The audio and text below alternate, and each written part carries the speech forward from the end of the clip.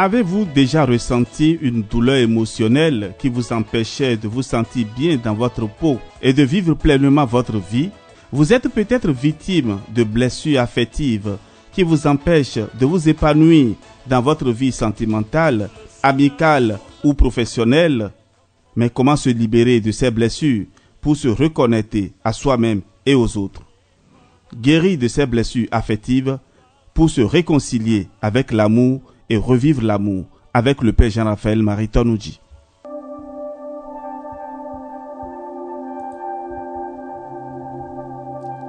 Père et bien à vous tous, frères et sœurs, votre serviteur, le Père Jean-Raphaël Marie Tonouji, je vous retrouve encore aujourd'hui pour parler de la guérison des blessures affectives.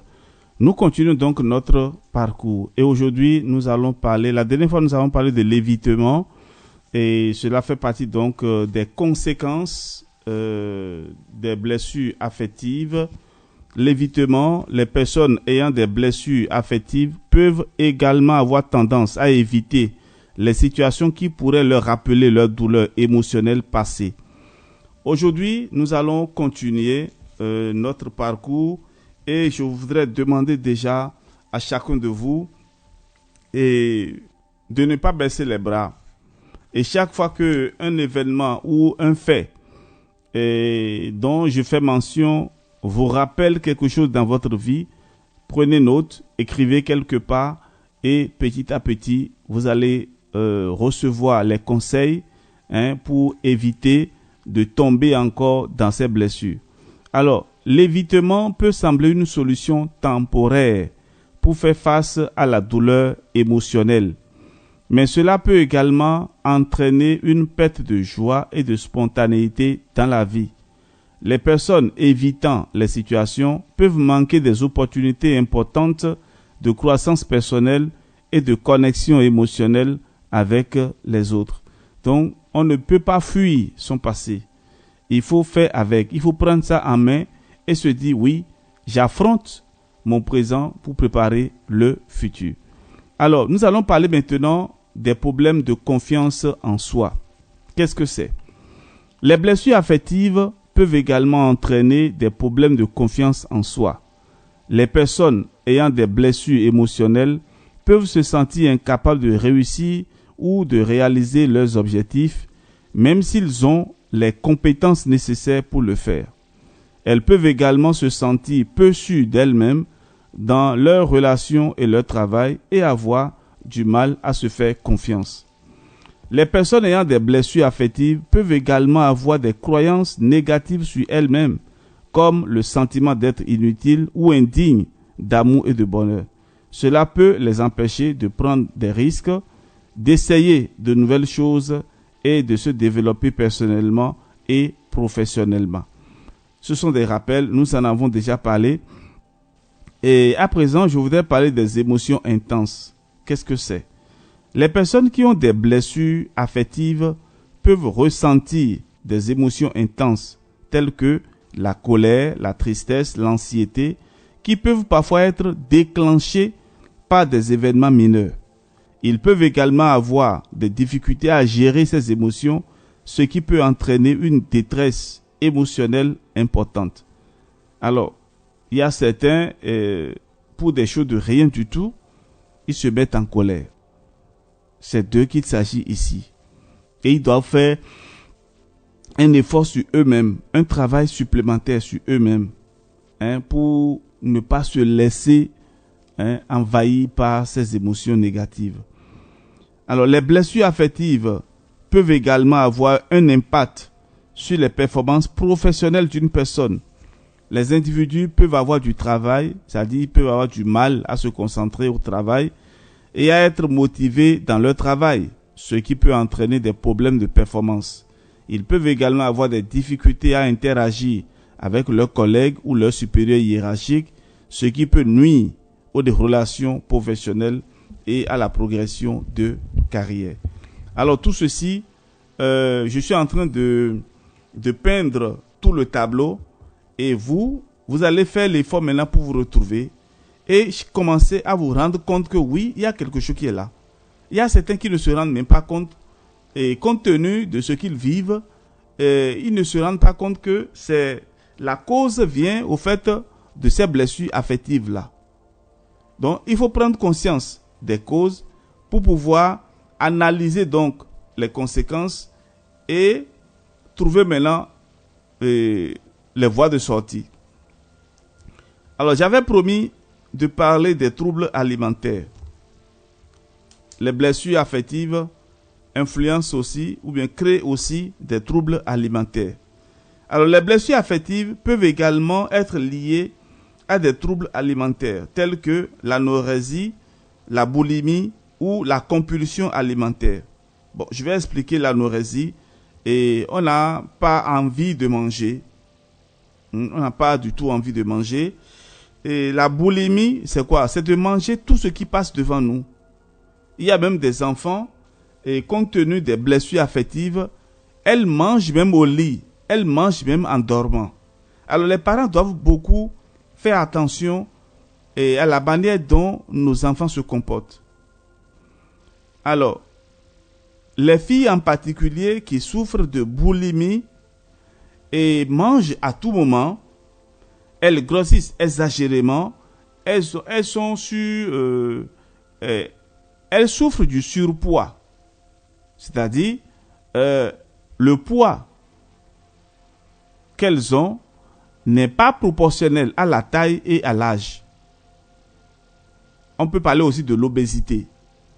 Mais là, les parents doivent être très très attentifs parce qu'il y a certains enfants qui déjà dès la conception ont subi des traumatismes dans le ventre de leur mère. Et du coup, quand ces enfants viennent au monde, ils se recroquevillent souvent sur eux-mêmes, il y a le repli sur soi et manque d'ouverture vers les autres. Et surtout des enfants qui ont été vraiment secoués dans le ventre, spirituellement ou physiquement. Donc nous devons les accompagner pour les aider à s'insérer dans la société, à pouvoir faire confiance aux autres. Parce que souvent ils ont peur, ces enfants-là. Ils ont vraiment peur. Et cela crée donc l'anorexie, la boulimie ou la compulsion alimentaire. C'est-à-dire, tout ce qu'ils mangent, ça ressort. D'accord? Alors les personnes qui ont des blessures affectives peuvent utiliser la nourriture pour faire face à leurs douleurs émotionnelles, ce qui peut entraîner une perturbation de leur alimentation normale. Donc, les enfants se réfugient souvent dans l'alimentation et ils mangent de façon exagérée. Tout simplement parce que il y a une douleur intérieure, il y a une blessure intérieure que ces enfants veulent cacher. Il y a aussi les comportements à risque. Les personnes qui ont des blessures affectives peuvent également être plus susceptibles de prendre des comportements à risque tels que l'automutilation ou la consommation excessive d'alcool ou de drogue. Je connais un jeune homme et il n'a pas été souvent accepté par ses parents et du coup, il s'est toujours débrouillé seul. Et vous savez, ces enfants-là, ils ont une grande plaie intérieure à guérir. Quand vous voyez un enfant se lancer dans la drogue, ne le jugez pas en même temps. Cherchez à lui témoigner d'abord de l'affection. Cherchez à faire confiance en ce garçon-là et à vous rapprocher de lui. Bien sûr avec délicatesse, parce qu'un enfant qui fume, un enfant qui prend de la drogue ou de l'alcool de façon exagérée, il peut développer des caractères violents. Et là, il faut faire beaucoup attention. Alors, frères et sœurs, ces comportements peuvent être utilisés pour faire face à la douleur émotionnelle ou pour se sentir mieux dans l'instant, mais peuvent entraîner des conséquences graves pour la santé physique et mentale à long terme. En fin de compte, les blessures affectives peuvent avoir un impact profond sur la vie d'une personne. Et il est important, frères et sœurs, de rechercher une aide professionnelle si vous souffrez de blessures affectives ou si vous soupçonnez que vous en avez. Un traitement approprié peut aider à améliorer la santé mentale, les relations et la qualité de vie globale. C'est très important. Si vous trouvez quelqu'un expérimenté, la personne peut vous accompagner, et soit un prêtre ou un psychologue. Et aujourd'hui, la psychologie a tellement évolué que vous pouvez trouver donc des personnes capables de vous aider, de vous donner des conseils, des orientations pour guérir de ces blessures intérieures. Alors, dans notre ministère de prière de délivrance ou de libération, nous avons rencontré plusieurs fois des fidèles qui, au fait, ne sont pas possédés. Ils n'ont pas un problème spirituel, mais c'est un problème psychologique, émotionnel, dû aux blessures affectives.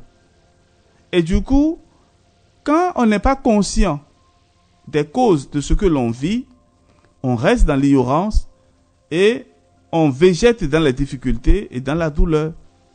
Alors, frères et sœurs, à partir de ces enseignements, je voudrais que vous ayez un point de vue élargi, que vous ayez vraiment un regard élargi autour de vous. Et ce n'est pas seulement des problèmes spirituels que vous rencontrez, mais c'est aussi des problèmes psychologiques. Et aujourd'hui, nous avons vraiment ces problèmes-là. Commencez à analyser votre vie depuis la conception. Commencez donc à invoquer l'Esprit Saint dans votre vie, parce que vous-même, vous êtes acteur de votre guérison. Vous-même, vous pouvez trouver la guérison. Vous pouvez trouver la guérison, parce que le mal est en vous. Et la manière dont tu ressens ce mal-là, tu peux demander le secours de l'Esprit Saint et prendre une décision. Choisis donc de dire, désormais, basta, ça suffit, je veux me relever. Il y a des personnes qui sont paralysées aujourd'hui, non pas parce que ces personnes ont un problème spirituel ou bien un problème de santé physique, mais la paralysie a été causée par des blessures intérieures. Quelqu'un qui se fâche violemment, il peut arriver qu'il tombe dans l'AVC. Parce que le sang ne circule pas bien dans notre organisme lorsque nous sommes en colère. Et ça, vous devez le savoir. Le sang ne circule plus bien dans nos veines. Je connais un frère, il est mort il y a quelques années. Il s'est fâché violemment et la manière dont il s'est fâché, il a manqué de respiration à un moment donné. Et quelque temps après, il a forcé la respiration et le sang a commencé à sortir des narines. Bon, moi, j'explique tel que je vois. Les médecins qui m'écoutent ou bien des personnes expérimentées peuvent me dire ce qui s'est passé. Donc, il a commencé donc à couler du sang à travers les narines. Mais quelque temps après, il est mort, frères et sœurs. Alors, vous allez perdre la vie bêtement. Et toutes mes excuses pour ce mot, c'est peut-être si fort, mais cela vaut vraiment la peine de comprendre que la vie a un sens. Vous ne pouvez pas vous accrocher à des situations éphémères, des situations que vous pouvez laisser tomber et vous mettez en colère de façon violente et à la fin, vous faites du mal. Combien de personnes sont malades aujourd'hui parce qu'ils n'arrivent pas à se maîtriser devant des situations de peu de valeur. Ils n'arrivent pas à prendre de la hauteur. Et là, ils tombent malades parce que ils se mettent vite en colère et les organes en pâtissent. Frères et sœurs, je m'arrête là. Et dans la prochaine édition, je parlerai des étapes pour guérir ces blessures affectives. Ce sera donc un menu très intéressant et je vous invite à nous rejoindre. Et pour ceux qui nous suivent et à travers la chaîne YouTube, abonnez-vous. Abonnez-vous, comme ça, vous allez recevoir automatiquement les nouvelles vidéos et tout ce que nous allons publier sur cette chaîne. Soyez bénis et que Dieu notre Père vous guérisse. Au nom du Père et du Fils et du Saint-Esprit. Amen. À demain pour la suite.